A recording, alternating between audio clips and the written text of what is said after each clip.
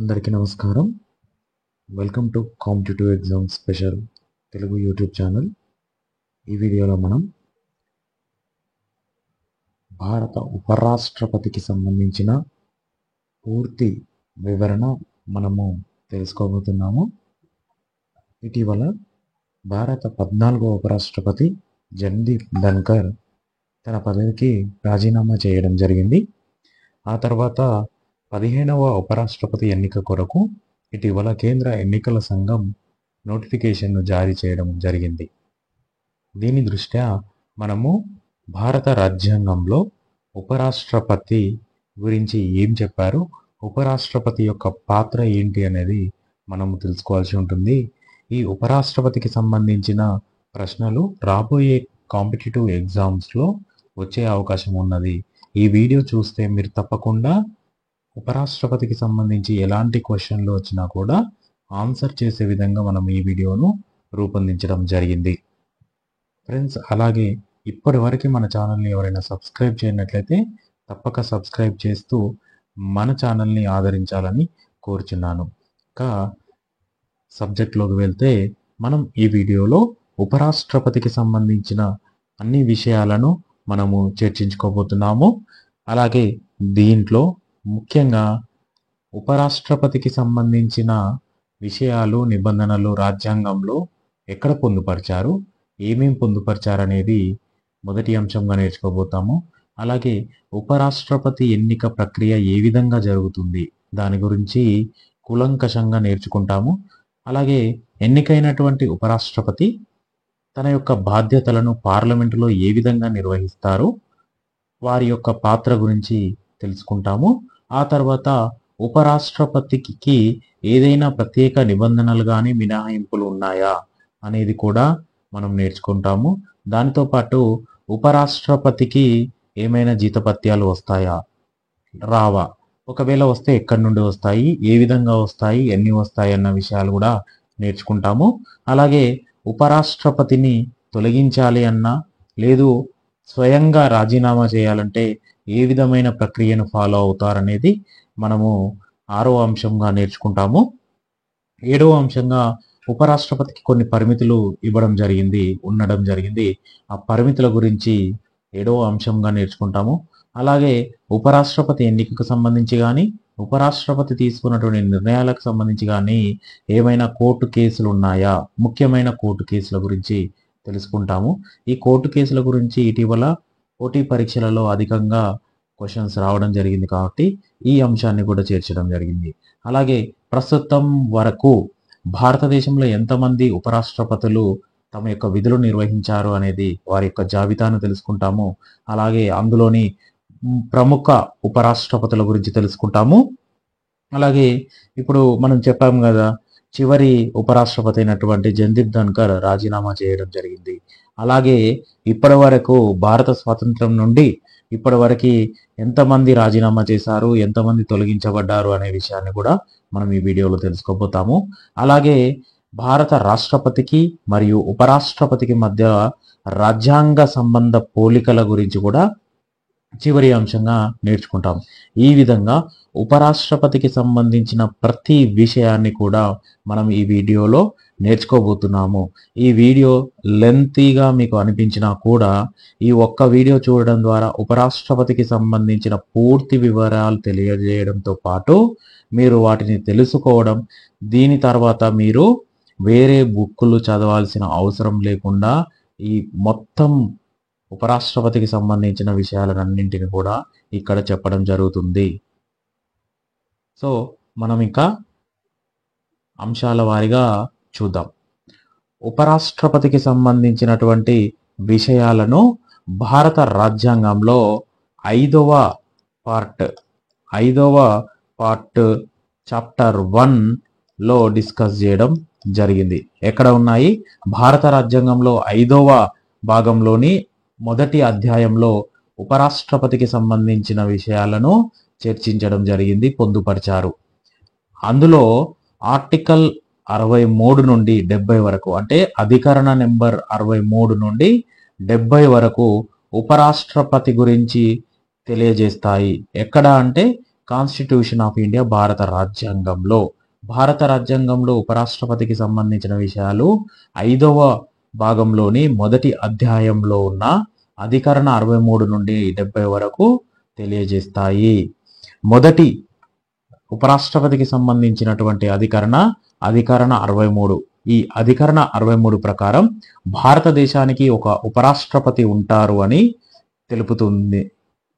అధికరణ 64 ఏం తెలుపుతుందంటే ఉపరాష్ట్రపతి రాజ్యసభకు ఎక్స్ అఫీషియో చైర్మన్ గా ఉంటారు అని తెలిపే అధికరణ 64. ఇది చాలా సార్లు కాంపిటేటివ్ ఎగ్జామ్స్ లో రావడం జరిగింది.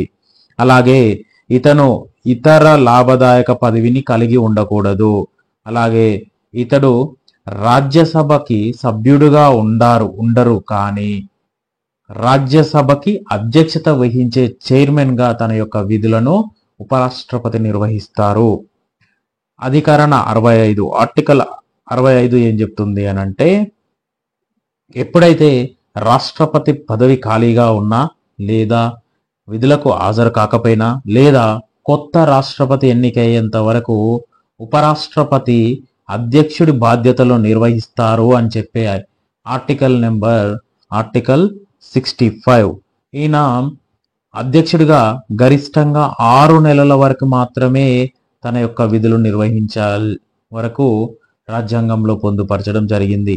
అంతకు మించి ఉపరాష్ట్రపతి అధ్యక్షుడిగా వ్యవహరించడం భారతదేశంలో కుదరదు. ఈ కాలంలో ఎప్పుడైతే ఉపరాష్ట్రపతి అధ్యక్షుడిగా బాధ్యతలు నిర్వహిస్తున్న టైంలో మనం ఇంతకుముందుకు చెప్పుకున్నట్లుగా రాజ్యసభ ఎక్స్ అఫీషియో చైర్మన్ అన్నాం కదా, ఈ విధులను నిర్వహించడానికి వీలు లేదు. ఇక ఆర్టికల్ 66 ఉపరాష్ట్రపతి ఎన్నికలకు సంబంధించిన విషయాన్ని తెలియజేయబడుతుంది. ఈ ఎన్నికకు సంబంధించిన ప్రక్రియ ఏ విధంగా ఉంటుంది అనేది తర్వాత వచ్చే చాప్టర్లో నేర్చుకుంటాము. ఇక ఆర్టికల్ 67వ అధికరణం ఏం చెప్తుందంటే ఉపరాష్ట్రపతి యొక్క పదవీ కాలం ఎంత ఉంటుంది అనే విషయాన్ని తెలియజేస్తుంది. ఆర్టికల్ 68 అనేది ఎప్పుడైతే ఉపరాష్ట్రపతికి సంబంధించిన ఖాళీ ఉన్నప్పుడు ఆ ఖాళీలను భర్తీ చేయడానికి ఎన్నికలు నిర్వహించే సమయం గురించి తెలిపే అధికరణ ఆర్టికల్ 68. ఆర్టికల్ 69 భారత ఉపరాష్ట్రపతిగా ఎన్నికైన వ్యక్తి చేత ప్రమాణం చేయించడం, ధృవీకరించడం అనేది భారత రాష్ట్రపతి లేదా భారత రాష్ట్రపతి నామినేట్ చేసిన వ్యక్తితో చేయించడం జరుగుతుంది. దానికి సంబంధించిన విషయాల గురించి తెలిపే అధికరణం ఆర్టికల్ 69. అలాగే రాష్ట్రపతి ఉపరాష్ట్రపతి అధ్యక్షులు పదవులు 2 ఖాళీగా ఉంటే ఉపరాష్ట్రపతి అధ్యక్షుడి విధులను నిర్వర్తించడానికి పార్లమెంటు కొన్ని విధులను చేయవచ్చు. అంటే ప్రెసిడెంట్, వైస్ ప్రెసిడెంట్ 2 పోస్టులు ఖాళీగా ఉన్నప్పుడు పార్లమెంటు కొన్ని నిబంధనలు చేయవచ్చు అని తెలిపే అధికరణం ఆర్టికల్ నెంబర్ వచ్చేసి 70. మొత్తం మీద భారత రాజ్యాంగంలో ఉపరాష్ట్రపతికి సంబంధించిన విషయాల గురించి చర్చించే ఆర్టికల్స్ 63 నుండి 70 వరకు. ఇది గుర్తుంచుకోవాలి. ఆ తర్వాత భారత ఉపరాష్ట్రపతిగా ఒకరు ఉంటారని మనము ఆర్టికల్ 63 ప్రకారం మనము తెలుసుకోవడం జరిగింది. అయితే ఈ భారత ఉపరాష్ట్రపతిని ఏ విధంగా ఎన్నుకుంటారు, ఆ ఎన్నిక ప్రక్రియ ఏ విధంగా ఉంటుంది అనేది మనం తెలుసుకోవాల్సి ఉంటుంది. భారత ఉపరాష్ట్రపతి ఎన్నికకు సంబంధించి తెలిపే ఆర్టికల్ 66. 66వ అధికరణలో భారత ఉపరాష్ట్రపతి ఎన్నికల ప్రక్రియ గురించి వివరించడం జరిగింది. ఫ్రెండ్స్, ఇక్కడ గుర్తుపెట్టుకోవాలి, మనం అధికరణ అంటున్నాము, ఆర్టికల్ అంటున్నాము. అధికరణ అన్నా ఆర్టికల్ అన్నా ఒకే అర్థము, అది మనం గుర్తుంచుకోవాలి. ఫస్ట్ మనం ఏదైనా ఎన్నికకు సంబంధించి, అలాగే ముఖ్యంగా ఉపరాష్ట్రపతి ఎన్నికకు సంబంధించి ఫస్ట్ ఏం తయారు చేస్తారు అని అంటే ఎలక్టోరల్ కాలేజ్ని తయారు చేస్తారు. ఈ ఎలక్టోరల్ కాలేజీలో ఎవరెవరు ఉంటారు అనంటే లోక్సభలోని సభ్యులు, అలాగే రాజ్యసభలోని సభ్యులు, అలాంగ్ విత్ నామినేటెడ్ మెంబర్స్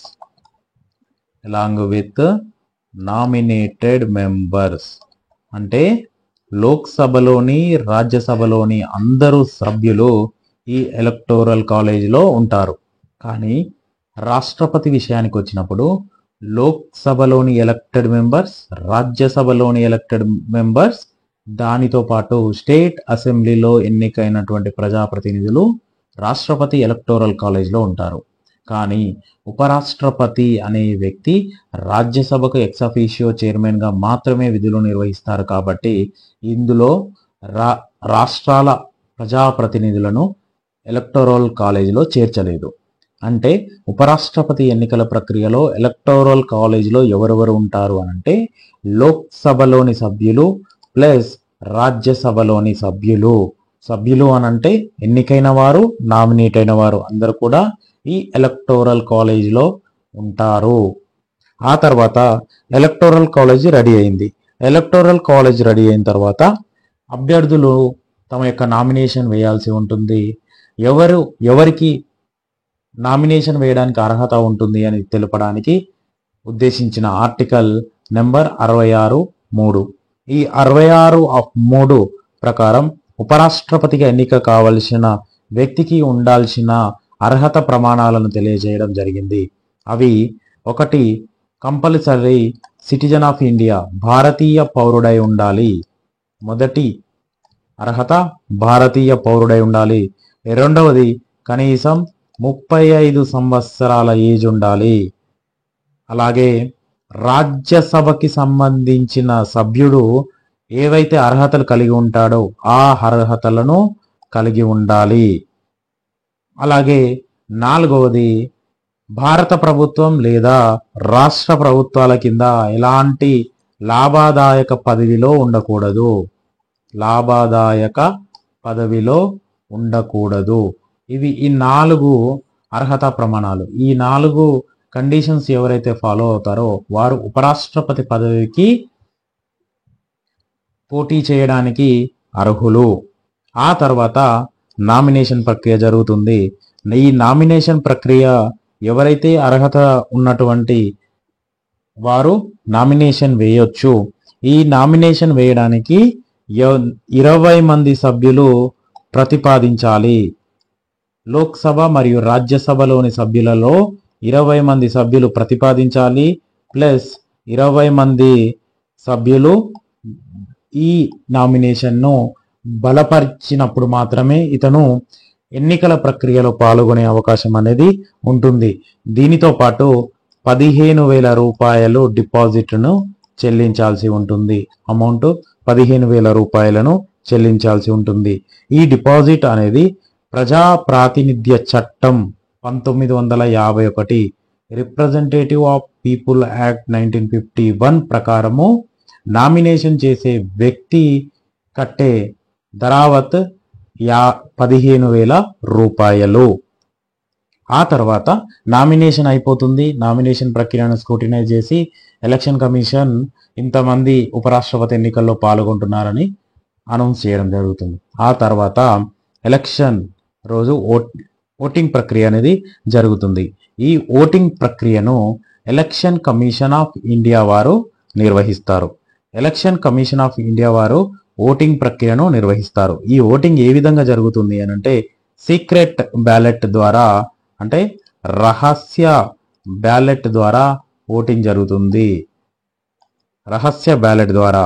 అలాగే సింగిల్ ట్రాన్స్ఫరబుల్ ఓట్ ద్వారా అనుపాత ప్రాతినిధ్యాన్ని ఉపయోగిస్తుంది. అంటే వీరు ఓటింగ్లో పాల్గొంటున్నప్పుడు ఎంతమంది అయితే పార్టిసిపెంట్స్ ఉంటారో వారికి సీరియల్ నెంబర్లు 1, 2, 3 అనేవి ఇవ్వాలి.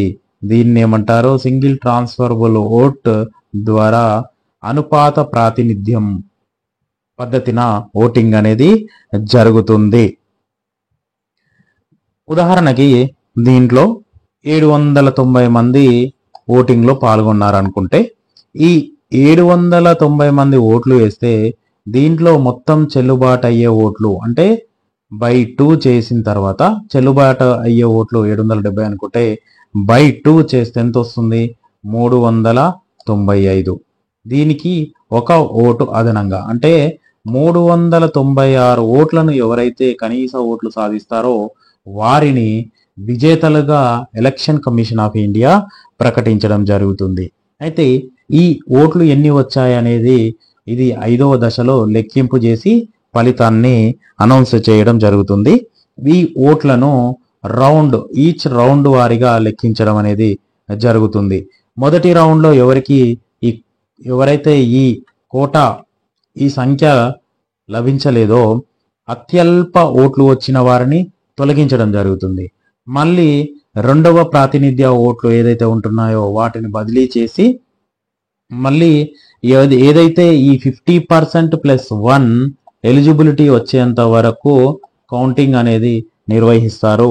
చివరికి ఎవరైతే ఈ 50% ప్లస్ 1 ఓట్లు సాధిస్తారో వారిని విజేతగా చీఫ్ ఎలక్షన్ కమిషనర్, ప్రధాన ఎన్నికల కమిషనర్ ఉపరాష్ట్రపతిగా విజయం సాధించాడు అని ప్రకటించడం జరుగుతుంది. ఈ విధంగా భారత ఉపరాష్ట్రపతి ఎన్నికల ప్రక్రియ అనేది జరుగుతుంది.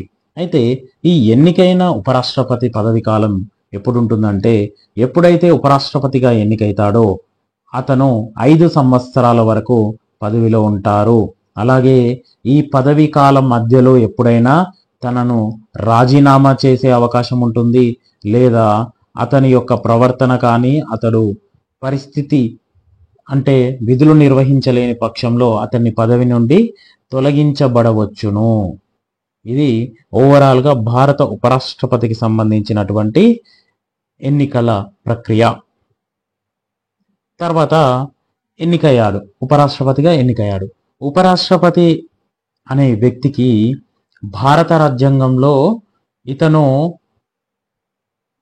రాజ్యసభ అంటే పెద్దల సభ ఎగువ సభలో ఎక్స్ అఫీషియో చైర్మన్ గా బాధ్యతలు నిర్వహిస్తారా అని ఆర్టికల్ 64 ప్రకారం భారత రాజ్యాంగంలో పొందుపరచడం జరిగింది. అయితే ఏదైతే ఎవరైతే ఉపరాష్ట్రపతిగా ఎన్నికవుతారో అతని యొక్క ముఖ్య పాత్ర రాజ్యసభ ఎక్స్ అఫీషియో చైర్మన్ గా బాధ్యతలు నిర్వహించడం అనేది మాత్రమే ఇతని యొక్క ముఖ్య పాత్ర. దీని గురించి తెలిపే ఆర్టికల్ 64.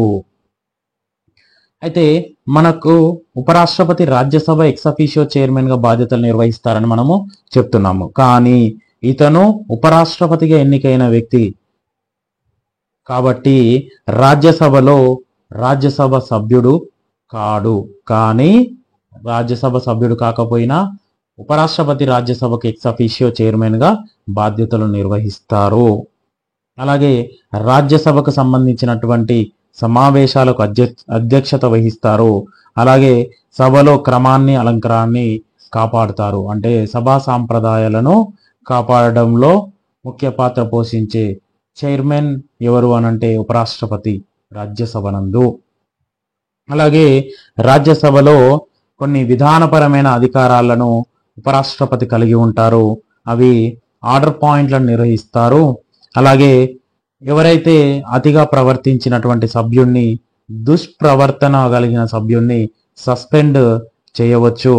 అలాగే బిల్లులు ప్రతిపాదనలకు తగిన కమిటీలను సూచించవచ్చు. అలాగే ఎప్పుడైతే ఏదైనా సందర్భంలో ఓటింగ్ జరిగినప్పుడు టై అయితే రాజ్యసభ సభ్యుడు కాకపోయినా చైర్మన్ హోదాలో ఇతను కాస్టింగ్ ఓట్ అనేది పాల్గొనే అవకాశాన్ని భారత రాజ్యాంగం ఉపరాష్ట్రపతికి కల్పించింది. ఇది కొన్ని రాజ్యసభలో అతనికి ఉన్నటువంటి అధికారాలు. తర్వాత ఇతను లోక్సభలో ఏ విధంగా అయితే స్పీకర్ ఉంటారో రాజ్యసభలో చైర్మన్ గా ఉపరాష్ట్రపతి ఉంటారు. ఇతను లోక్సభలో అయితే స్పీకర్ అనే వ్యక్తి అతను కూడా ఒక ప్రజాప్రతినిధి, చర్చలో పాల్గొంటాడు. కానీ తటస్థ ప్రిసైడింగ్ ఆఫీసర్గా అంటే చర్చలో పాల్గొనని వ్యక్తిగా ఉపరాష్ట్రపతి రాజ్యసభలో తన యొక్క విధులను నిర్వహిస్తారు. అలాగే దీని యొక్క ముఖ్య ఉద్దేశం ఇతను నిష్పక్షపాతంగా ఉంటారని భావిస్తూ ఇతన్ని తటస్థ ప్రిసైడింగ్ ఆఫీసర్గా ఉండాలని భారత రాజ్యాంగంలో పొందుపరిచారు.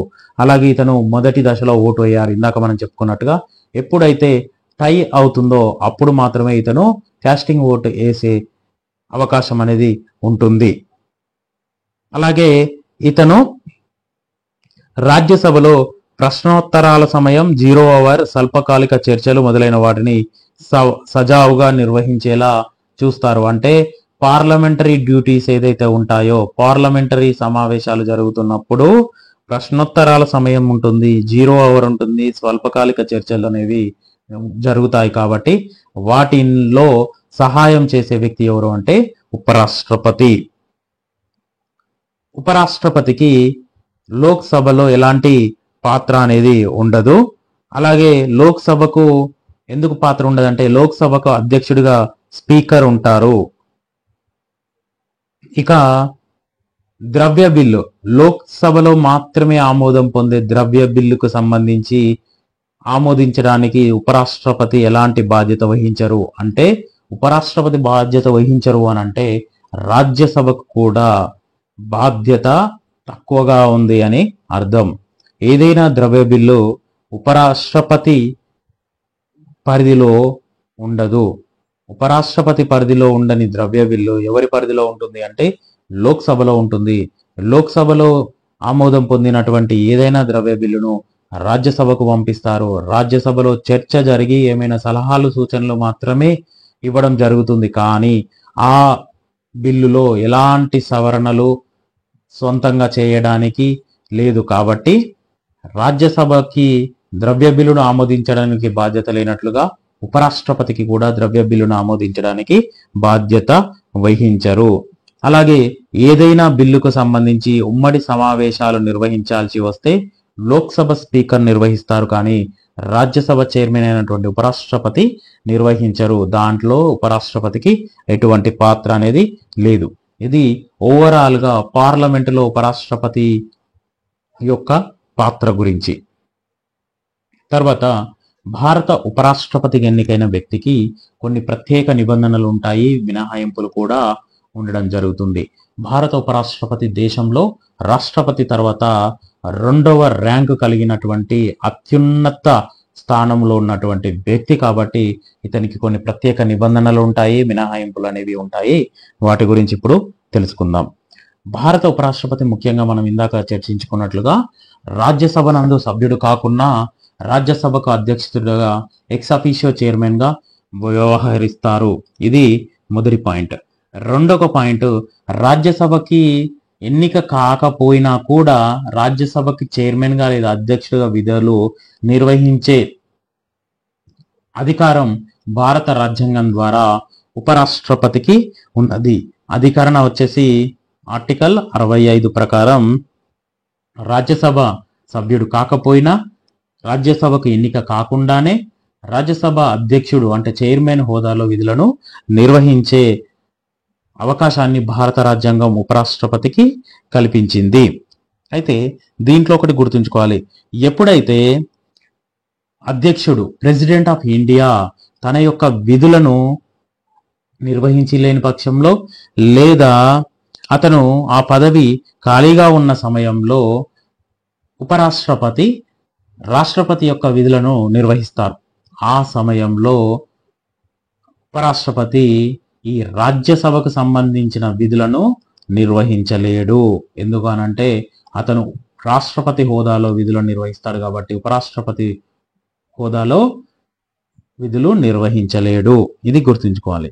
అలాగే ఉపరాష్ట్రపతికి సంబంధించి ఆ పదవికి ఎలాంటి జీతం అనేది లేదు. కానీ ఉపరాష్ట్రపతి అనే వ్యక్తి రాజ్యసభ నందు ఎక్స్ అఫీషియో చైర్మన్ గా విధులు నిర్వహిస్తాడు. కాబట్టి రాజ్యసభ చైర్మన్ కి పార్లమెంటు లాభదాయక కార్యాలయ చట్టం ప్రకారం జీతాలు అనేది ఇవ్వడం జరుగుతుంది. అలాగే మనం ఇందాక ఒక పాయింట్ గుర్తుపెట్టుకున్నాము, ఎవరైతే ఎంపీ లేదా లాభదాయక పదవుల్లో కలిగి ఉంటే అనర్హతగా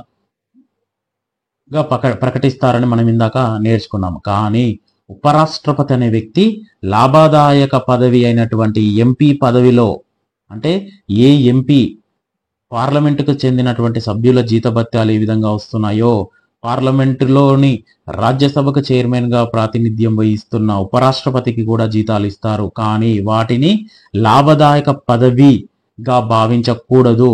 తద్వారా అతడు అనర్హత నుండి మినహాయింపు పొందే అవకాశాన్ని భారత రాజ్యాంగం ఇచ్చింది. ఆ తర్వాత భారత ఉపరాష్ట్రపతి ఎన్నికల్లో ఎన్నిసార్లైనా పోటీ చేసే అవకాశాన్ని భారత రాజ్యాంగం కల్పించింది.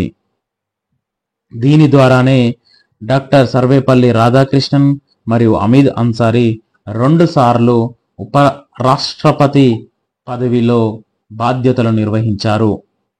అలాగే వీరికి న్యాయపరమైన అధికారాలు లేవు. అంటే రాష్ట్రపతిలా కాకుండా ఉపరాష్ట్రపతి న్యాయపరమైన క్షమాపణ అధికారాలను ఉపయోగించరు. అంటే రాష్ట్రపతి క్షమాభిక్షలు కొన్ని పెడతారు. అలాంటి న్యాయపరమైన అధికారాలు ఉపరాష్ట్రపతికి లేవు.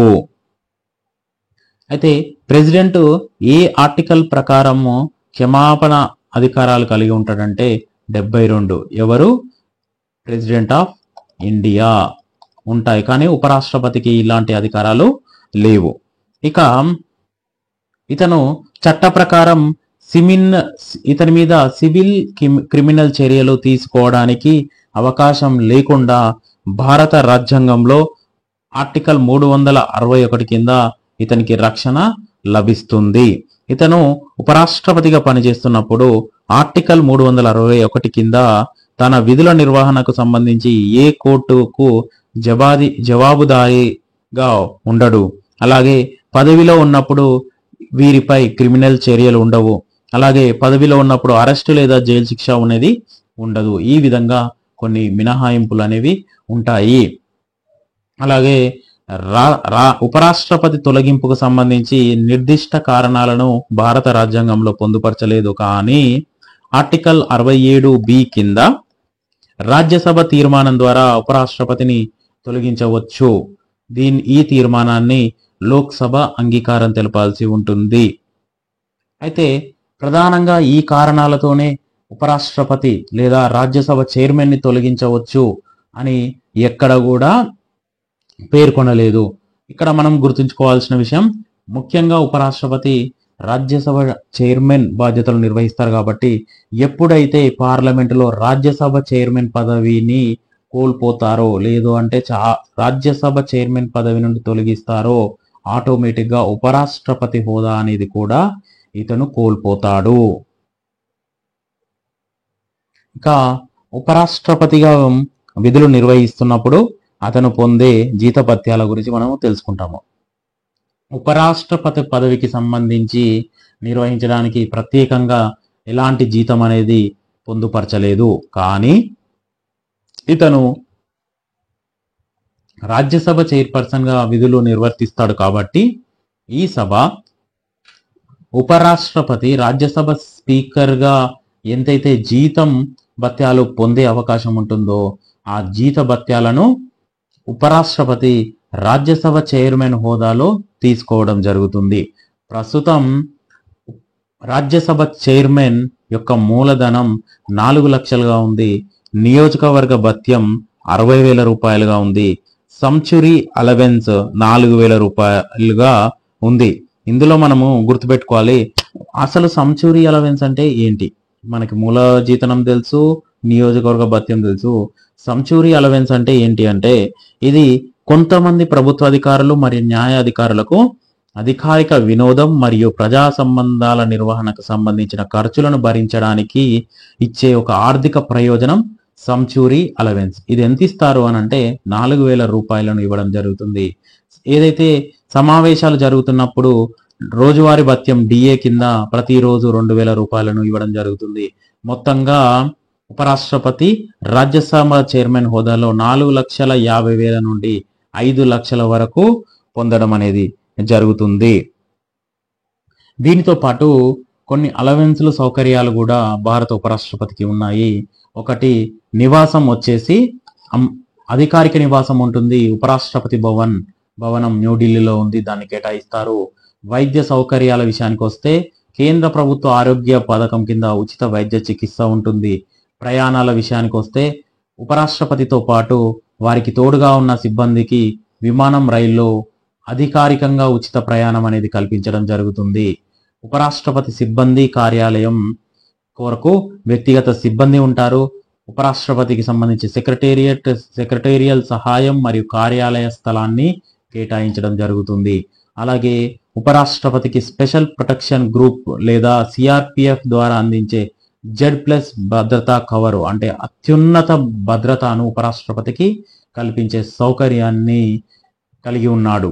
అలాగే ఉపరాష్ట్రపతి యొక్క వాహనం ఎర్ర బికాన్ తో పాటు ఆ వాహనం నడపడానికి డ్రైవర్తో కూడిన అధికారిక కారును ఉపరాష్ట్రపతికి అందిస్తారు.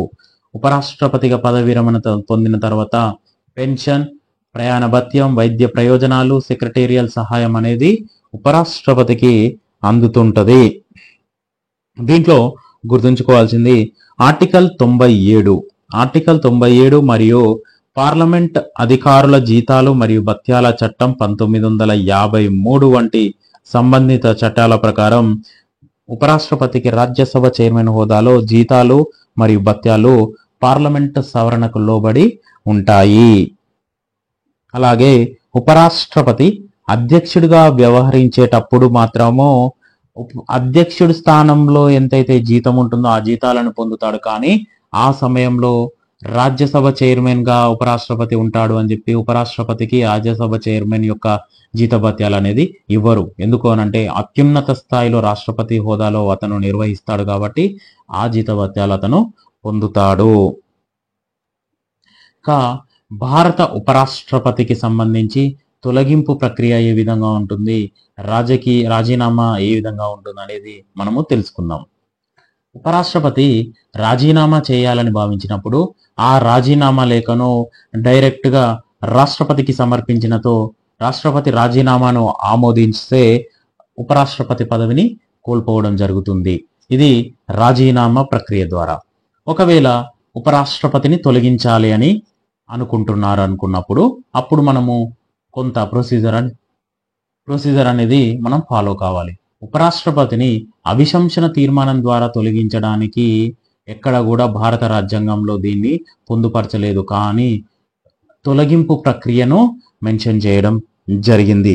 దేని ప్రకారం అంటే ఆర్టికల్ 67B ప్రకారం భారత ఉపరాష్ట్రపతి తొలగింపు ప్రక్రియ అంటే రాజ్యసభ చైర్మన్ హోదాలో విధులు నిర్వహించే ఉపరాష్ట్రపతిని రాజ్యసభ చైర్మన్ పదవి నుండి తొలగింపజేయడం కొరకు నిర్దేశించిన ఆర్టికల్ 67B ప్రకారం రాజ్యసభ చైర్మన్ ని తొలగించినట్లయితే ఉపరాష్ట్రపతి తన యొక్క పదవిని కోల్పోవడం అనేది జరుగుతుంది. ఈ తొలగింపు ప్రక్రియ ఏ విధంగా ఉంటుందంటే ఫస్ట్ ఒక నోటీసు 14 రోజుల ముందు ఒక నోటీసును ఉపరాష్ట్రపతికి అనగా రాజ్యసభ చైర్మన్ కు లిఖిత పూర్వకంగా ఇవ్వాలి. దీని మీద కనీసం 14 మంది రాజ్యసభ సభ్యులు సంతకాలు చేయాల్సి ఉంటుంది. ఆ తర్వాత ఆ తీర్మానాన్ని రాజ్యసభలో మాత్రమే ప్రవేశపెడతారు. దీని తర్వాత రాజ్యసభలో చర్చ అనంతరం ఆ రాజ్యసభ నందు సంపూర్ణ మెజారిటీ ఆమోదం పొందాలి. అంటే ఆ తీర్మానాన్ని అప్పుడున్న సభ్యుల్లో హాజరై ఓటు వేయడం మాత్రమే కాదు, ఎంతమంది అయితే సభ్యులు ఉంటారో దాంట్లో 2/3 మెజారిటీ అనేది తో ఈ తీర్మానం అనేది ఆమోదించాలి. ఆ తర్వాత ఆమోదించిన తీర్మానాన్ని లోక్సభకు పంపిస్తారు. లోక్సభలో సింపుల్ మెజారిటీ ద్వారా ఈ తీర్మానాన్ని ఆమోదిస్తే రాజ్యసభ చైర్మన్ పదవి నుండి ఉపరాష్ట్రపతిని తొలగించే ప్రక్రియ అనేది అయిపోతుంది. అంటే రాజ్యసభలో ఆమోదం పొందినటువంటి తీర్మానం లోక్సభలో సింపుల్ మెజారిటీతో ఆమోదం పొందితే రాజ్యసభ చైర్మన్ పదవి నుండి తొలగిపోవడం జరుగుతుంది. తద్వారా అతను ఉపరాష్ట్రపతి పదవిని కూడా కోల్పోతాడు. ఇది పూర్తిగా రాజకీయ ప్రక్రియ. అంటే లోక్సభ రాజ్యసభలో జరిగే ప్రక్రియ కాబట్టి ఇది పూర్తిగా రాజకీయ ప్రక్రియ. ఈ ప్రక్రియకు సంబంధించి న్యాయ సమీక్ష అనేది జరగడానికి లేదు. ఇది ఓవరాల్ గా భారత ఉపరాష్ట్రపతి తొలగింపు ప్రక్రియకు సంబంధించినటువంటి ప్రొసీజర్ ఈ విధంగా ఉంటుంది. ఏంటి, ఫస్ట్ నోటీస్ ఇస్తారు, రాజ్యసభలో ప్రతిపాదిస్తారు, ప్రత్యేక మెజారిటీ ద్వారా దాన్ని తీర్మానాన్ని ఆమోదించాలి, ఆ తర్వాత లోక్సభ ఆమోదించాలి, ఆ తర్వాత తన పదవిని కోల్పోతారు. దీనికి సంబంధించి ఎలాంటి న్యాయ సమీక్ష లేదు. ఉపరాష్ట్రపతి ఒకవేళ రాజీనామా చేయాలి అనుకున్నాడు అనుకో, దాని గురించి తెలిపే ఆర్టికల్ వచ్చేసి 67A. 67A ఆర్టికల్ అనేది రాజీనామా గురించి చెప్తే 67B అనేది తొలగింపు గురించి తెలుపుతుంది. అయితే ఉపరాష్ట్రపతి ఏదైనా కారణం చేత రాజీనామా చేసినా, తొలగింపబడిన ఆ పదవి ఖాళీగా ఉన్నప్పుడు ఆ విధులను ఎవరు నిర్వర్తిస్తారు అని అంటే, ఉపరాష్ట్రపతి ముఖ్యంగా ఏ విధులు నిర్వహిస్తారు? రాజ్యసభ ఎక్స్ అఫీషియో చైర్మన్ విధులు నిర్వహిస్తారు. కాబట్టి రాజ్యసభ ఎక్స్ అఫీషియో చైర్మన్గా ఉన్నటువంటి ఉపరాష్ట్రపతి పదవి ఖాళీగా ఉన్నప్పుడు ఆ పదవిని రాజ్యసభ డిప్యూటీ చైర్మన్ ఆ విధులను నిర్వహించడం జరుగుతుంది. ఆ తర్వాత భారత ఉపరాష్ట్రపతికి కూడా కొన్ని పరిమితులు అనేవి ఉండడం జరిగింది. ఏంటి అంటే, రాష్ట్రపతికి నిజమైన కార్యనిర్వాహక అధికారాలు లేవు. అంటే రాష్ట్రపతిలా కాకుండా ఉపరాష్ట్రపతికి పరిపాలనకు సంబంధించి కానీ, రోజువారీ పరిపాలనలో కానీ ఎటువంటి పాత్ర అనేది ఉండదు. అలాగే ఇతను పార్లమెంటును సమావేశాలకు పిలవడంలో కూడా ఎలాంటి పాత్ర లేదు. పార్లమెంటు రద్దు చేయడంలో కూడా ఇలాంటి ఎలాంటి పాత్ర లేదు. అలాగే విదేశాంగ విధానం, అలాగే చట్టాల మీద నిర్ణయం తీసుకోలేరు. ఈ విధంగా ఉపరాష్ట్రపతికి కార్యనిర్వాహక అధికారాలు అనేవి లేవు. అలాగే ఇతను ఓన్లీ రాజ్యసభకు అధ్యక్షత వహించే బాధ్యత తప్ప మిగిలిన ఏ బాధ్యత అనేది భారత రాజ్యాంగంలో పొందుపరచలేదు. ఓన్లీ ఇతను రాజ్యసభలో ఎక్స్ అఫీషియో చైర్మన్ గా మాత్రమే బాధ్యతలు నిర్వహిస్తారు. లోక్సభ సభా కార్యకలాపాల మీద అధికారం లేదు. కానీ ఒక్కటి గుర్తుంచుకోవాలి, అధికారాలు లేవు. కానీ ఎప్పుడైతే రాజ్యసభలో ఏదైనా ఒక బిల్లు కానీ ఏదైనా తీర్మానానికి సంబంధించి చర్చ జరిగి ఓటింగ్ జరుగుతున్నప్పుడు టై బ్రేక్ అయితే మాత్రం కాస్టింగ్ ఓట్ వేయడానికి మాత్రమే ఇతనికి అధికారం ఉంది. లేదా నార్మల్ సందర్భాలలో అయితే ఎలాంటి అవకాశం అనేది రాజ్యసభ చైర్మన్ కి లేదు. అలాగే ప్రభుత్వ ఏర్పాట్లో కూడా ఎలాంటి పాత్ర అనేది ఉండదు. ఉమ్మడి పార్లమెంట్ సమావేశాల్లో కూడా అధికారం లేదు. ఎందుకంటే ఉమ్మడి పార్లమెంట్ సమావేశాలను లోక్సభ స్పీకర్ నిర్వహిస్తారు కాబట్టి ఉపరాష్ట్రపతి రాజ్యసభ చైర్మన్ నిర్వహించడు. అలాగే ఇతను రాష్ట్రపతి అందుబాటులో లేనప్పుడు తాత్కాలిక అధ్యక్షునిగా పనిచేస్తారు. ఇతను కొత్త అధ్యక్షుడు ఎన్నికయ్యే 6 నెలలు మాత్రమే, గరిష్టంగా మాక్సిమం 6 నెలలు మాత్రమే అధ్యక్ష పదవిని నిర్వహించడం జరుగుతుంది. అంతకు మించి అధ్యక్ష బాధ్యతలను ఉపరాష్ట్రపతి నిర్వహించలేరు. అలాగే ఉపరాష్ట్రపతిని పరోక్ష పద్ధతి ద్వారా ఎన్నికలు నిర్వహించడం జరుగుతుంది. అయితే రాష్ట్ర శాసనసభల ద్వారా కాకుండా పార్లమెంటు సభ్యుల ద్వారా మాత్రమే ఉపరాష్ట్రపతిని ఎన్నుకుంటారు. ఎందుకు అనంటే ఉపరాష్ట్రపతికి పరిమితులు ఉన్నాయి కాబట్టి, ఉపరాష్ట్రపతి ఓన్లీ పార్లమెంట్లోని రాజ్యసభలో మాత్రమే విధులు నిర్వహిస్తారు కాబట్టి పార్లమెంటులోని లోక్సభ మరియు రాజ్యసభ సభ్యులు మాత్రమే ఉపరాష్ట్రపతి ఎన్నికల్లో పాల్గొంటారు. కాబట్టి ఉపరాష్ట్రపతి ఎన్నికకు సంబంధించి పార్లమెంటులోని సభ్యులు మాత్రమే పరోక్ష పద్ధతి ద్వారా ఉపరాష్ట్రపతిని ఎన్నుకోవడం అనేది జరుగుతుంది. అలాగే ఇతనికి ప్రత్యక్ష జవాబుదారీతనం అనేది ఎక్కడ లేదు.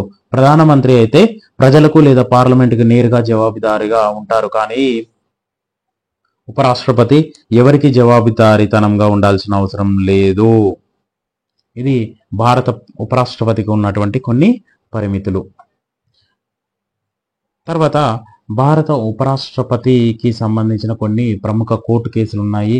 వీటి గురించి మనం తెలుసుకోవచ్చు.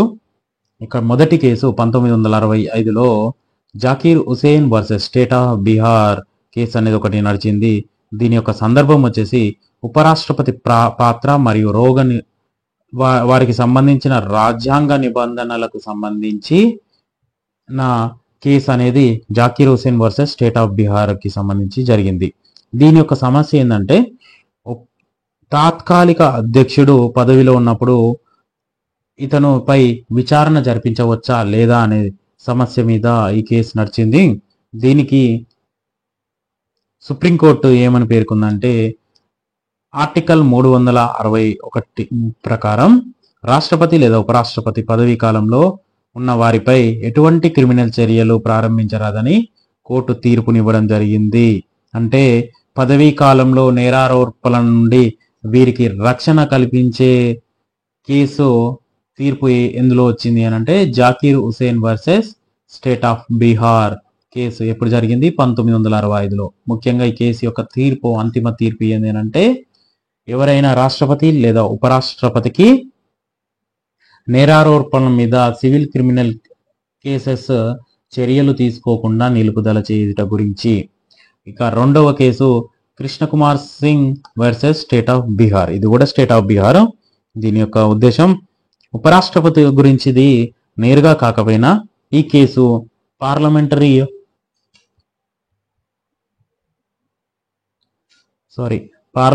ప్రవర్తనను, ముఖ్యంగా ఆర్డినెన్సులు మరియు విధానపరమైన యాజమాన్యానికి సంబంధించి రాజ్యసభ ఎలా వ్యవహరిస్తుందో ప్రభావితం చేస్తుంది అని తెలిపే కేసు 2017లో వచ్చినటువంటి Krishnakumar Singh versus state of Bihar case.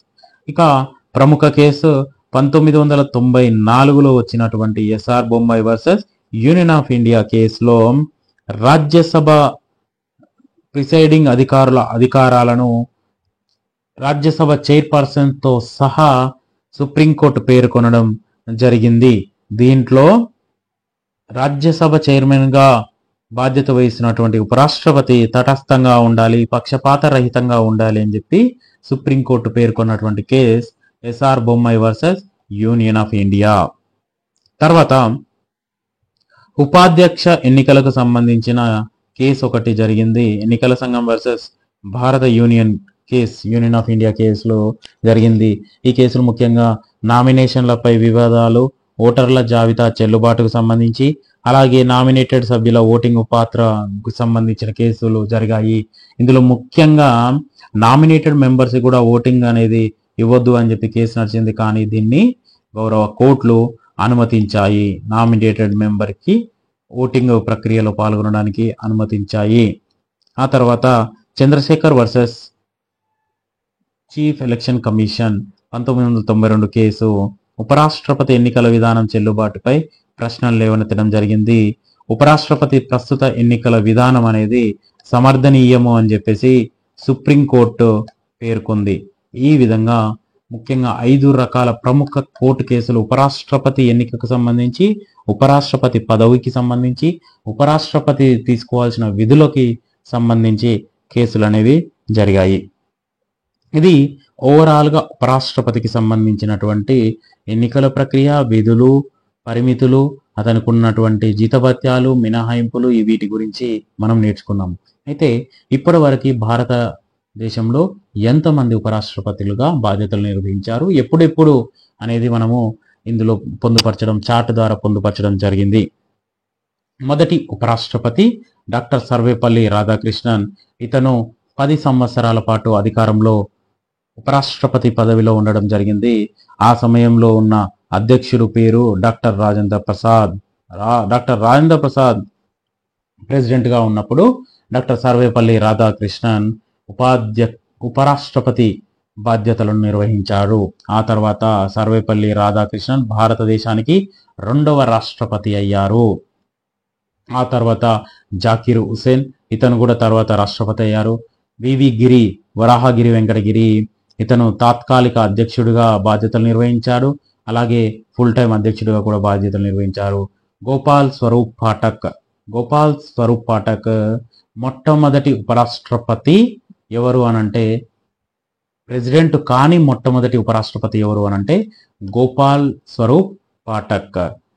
ఆ తర్వాత బిడి జెట్టి, తర్వాత 1977 ఆగస్టు కొంతకాలం అధ్యక్షుడిగా కూడా పనిచేయడం జరిగింది. అలాగే భారతదేశ చరిత్రలోనే భారత మాజీ ప్రధాన న్యాయమూర్తి అయినటువంటి మహమ్మద్ ఇదయతుల్లా ఉపరాష్ట్రపతి పదవి బాధ్యతలు నిర్వహించారు. అంటే ఇక్కడ క్వశ్చన్ ఏ విధంగా వస్తుందంటే, ఏ వ్యక్తి భారత ప్రధాన న్యాయమూర్తిగా బాధ్యతలు నిర్వహించి ఉపరాష్ట్రపతిగా కూడా ఎన్నికయ్యారు అనంటే వ్యక్తి పేరు మహమ్మద్ ఇదయతుల్లా. ఇతను 5 సంవత్సరాలు. ఆ తర్వాత వెంకట్రామన్, శంకర్ దయాళ్ శర్మ, తర్వాత కేఆర్ నారాయణ్, కిషన్ కాంత్ పదవిలో ఉండగా చనిపోయినటువంటి మొట్టమొదటి ఉపరాష్ట్రపతి కిషన్ కాంత్. ఆ తర్వాత బైరాన్ సింగ్ షెకావత్, మహమ్మద్ అమీద్ అన్సారీ. సర్వేపల్లి రాధాకృష్ణ 10 సంవత్సరాల పాటు ఉపరాష్ట్రపతి బాధ్యతలు నిర్వహించారు. అలాగే ఆ తర్వాత 10 సంవత్సరాలు ఉపరాష్ట్రపతి బాధ్యతలు నిర్వహించినటువంటి రెండవ వ్యక్తి మహమ్మద్ అమీద్ అన్సారీ. ఆ తర్వాత వెంకయ్య నాయుడు. ఆ తర్వాత లేటెస్ట్గా జగదీప్ ధంకర్ జూలై 21, 2025 తేదీన రాజీనామా చేశారు. ఓవరాల్గా 14 మంది ఉపరాష్ట్రపతులుగా భారతదేశంలో తమ యొక్క విధులు నిర్వహించారు. ప్రస్తుతం 15వ ఉపరాష్ట్రపతికి ఎన్నికల షెడ్యూల్ విడుదలైంది. దాంట్లో ఎన్డీఏ కూటమి అభ్యర్థిగా సిపి రాధాకృష్ణన్, ఎన్డీ కూటమి అభ్యర్థిగా justice B Sudarshan Reddy nomination వేయడం జరిగింది. ఆ తర్వాత భారతదేశంలో ప్రముఖ ఉపాధ్యక్షులు లేదా ఉపరాష్ట్రపతుల జాబితా గురించి మనము తేల్చుకుంటాము. మొదటి వ్యక్తి సర్వేపల్లి రాధాకృష్ణన్ 1952 నుండి 62 అంటే 10 సంవత్సరాల పాటు అత్యధిక కాలం పనిచేసినటువంటి తొలి ఉపరాష్ట్రపతి డాక్టర్ సర్వేపల్లి రాధాకృష్ణన్. ఇతను భారతదేశానికి రెండవ రాష్ట్రపతిగా కూడా బాధ్యతలు నిర్వహించారు.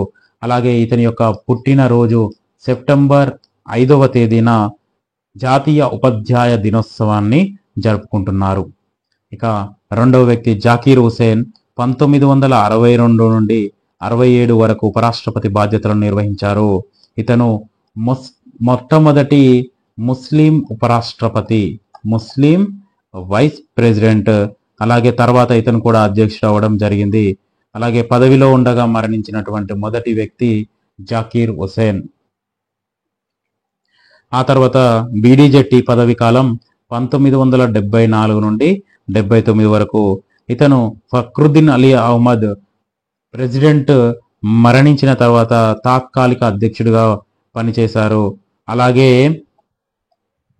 1977లో వచ్చినటువంటి అత్యవసర పరిస్థితి తర్వాత తటస్థ స్థితికి తీసుకొచ్చినటువంటి వ్యక్తిగా బీడీజెట్టి గుర్తింపు పొందడం జరిగింది. ఆ తర్వాత ఆర్ వెంకట్రామన్ 1984 నుండి 1987 వరకు ఉపరాష్ట్రపతిగా పనిచేయడం జరిగింది. తర్వాత భారత రాష్ట్రపతి అయ్యారు. ఇతను రాజకీయ రంగానికి చెందినటువంటి వ్యక్తి. రక్షణ మరియు ఆర్థిక మంత్రిగా కూడా పనిచేశారు. ఆ తర్వాత శంకర్ దయాళ్ శర్మ 1987 నుండి 92 వరకు ఉపరాష్ట్రపతిగా పనిచేశారు. ఇతను 1992లో అధ్యక్ష పదవిని స్వీకరించారు. కిషన్ కాంత్ 1997 నుండి 2002లో బాధ్యతలు నిర్వహించడం జరిగింది. కేఆర్ నారాయణ్ అధ్యక్షతన ఉన్నప్పుడు ఉపరాష్ట్రపతిగా బాధ్యతలు నిర్వహించారు. పదవిలో ఉండగా మరణించినటువంటి రెండవ వ్యక్తి కిషన్ కాంత్. మొదటి వ్యక్తి జాకీర్ హుసేన్. ఇందాక మొదటి వ్యక్తి కిషన్ కాంత్ అని చెప్పాము, కానీ మొదటి వ్యక్తి డాక్టర్ జాకీర్ హుసేన్, సెకండ్ వ్యక్తి కిషన్ కాంత్ పదవిలో ఉన్నప్పుడు చనిపోవడం జరిగింది. మహమ్మద్ అమీద్ అన్సారీ అత్యధిక కాలం అనగా 10 సంవత్సరాల పాటు ఉపరాష్ట్రపతిగా పనిచేసినటువంటి రెండవ ఉపరాష్ట్రపతి అమీద్ అన్సారీ. అంటే అత్యధిక కాలం పనిచేసినటువంటి రాష్ట్రపతులలో మొదటి స్థానంలో ఉన్న వ్యక్తి సర్వేపల్లి రాధాకృష్ణన్, రెండవ స్థానంలో ఉన్న వ్యక్తి మహమ్మద్ అమీద్ అన్సారీ. అలాగే ఇతను అలీగర్ ముస్లిం విశ్వవిద్యాలయ వైస్ ఛాన్సలర్గా కూడా విధులు నిర్వహిస్తున్నారు ప్రస్తుతం. ఎం వెంకయ్య నాయుడు. ఇతను తన యొక్క చమత్కారానికి, పదప్రయోగానికి, ప్రభావవంతమైన రాజ్యానికి ప్రసిద్ధి చెంది రాజ్యసభకు నాయకత్వం వహించినటువంటి ఒక ప్రముఖ రాజకీయవేత్త ఎం వెంకయ్య నాయుడు. ఇతను 2017 నుండి 2022 వరకు 5 సంవత్సరాల పాటు ఉపరాష్ట్రపతిగా బాధ్యతలు నిర్వహించారు. ఇది ఓవరాల్గా భారతదేశంలో ఉపరాష్ట్రపతి పదవి బాధ్యతలు నిర్వహించినటువంటి ప్రముఖుల్లో వీరు. ఆ తర్వాత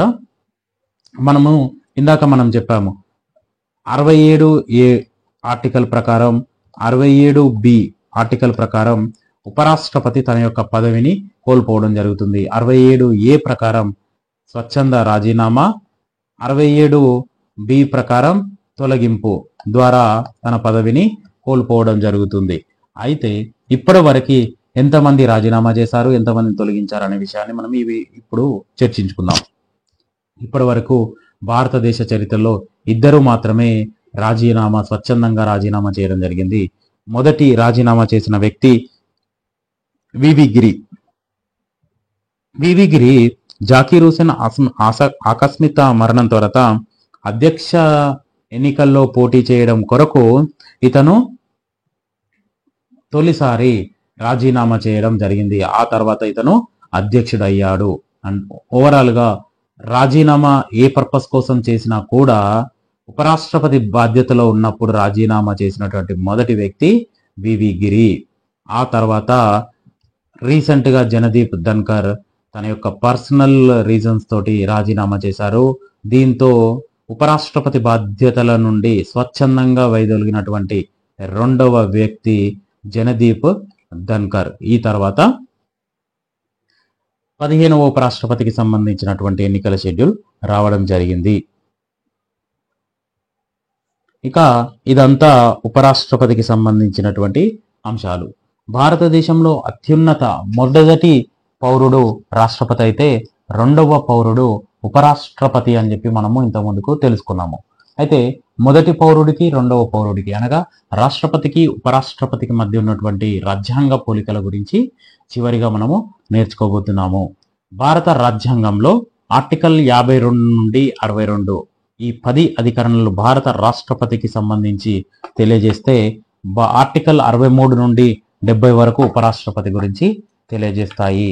అలాగే భారతదేశంలో అత్యున్నత రాజ్యాంగ అధికారం కలిగి ఉన్నటువంటి వ్యక్తి రాష్ట్రపతి, రెండవ అత్యున్నత రాజ్యాంగ అధికారం కలిగి ఉన్నటువంటి వ్యక్తి ఉపాధ్యక్షుడు ఉపరాష్ట్రపతి.